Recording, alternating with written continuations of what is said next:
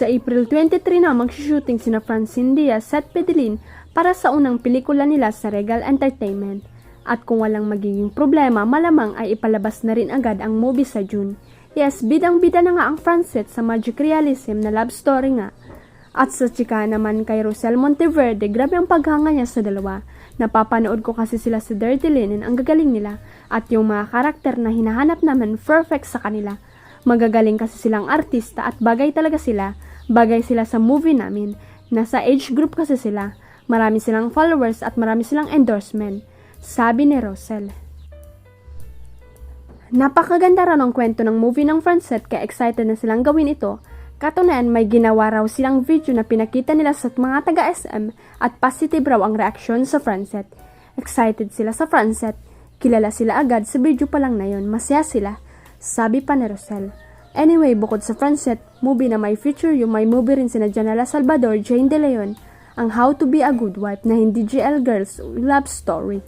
At syempre sina Luby po, Jaime De Guzman, Jason Blake, sa Guilty Pleasure na sobrang excited din si Rosel.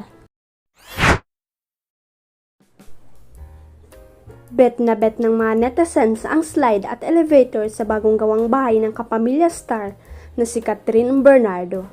Marami ang naglabas ng video ngayon sa social media na kuha mula sa nagdaang housewarming party ng kapamilya aktres na dinaluhan ng mga artista at mga kilalang personalidad.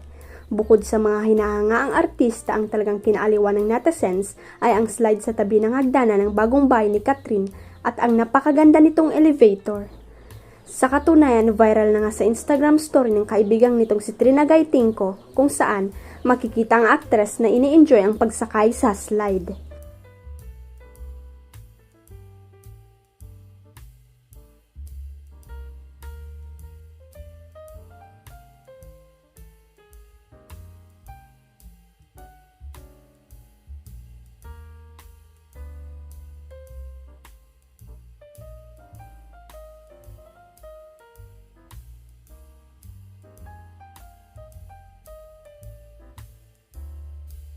The coolest in-house slide ever, sabi ni Trina sa post. Umani naman ito ng samot-saring reaksyon mula sa netizens ang pagkakaroon ng slide ni Catherine sa kanilang bahay. Ang saya-saya na ni Kat ngayon, nakakatuwa naman at mas masaya kasi kasama na yung mga taong mahal niya at dumagdag pa si Alden na lately isa sa nagpapasaya kay Kat. What you see is what you get, they're happy. Period. Komento ng isang netizen. Sabi naman ng isa, sana all may slide sa bahay. Instant playground anytime malungkot sa bahay. Pangarap ko rin na magkaroon ng slide sa bahay. Ang cute pala talaga niya. Congrats Catherine, ganda ng bahay mo. Sabi naman ng isa. Marami rin ang natuwa dahil huli na namang silang nagkasama ni Alden Richards.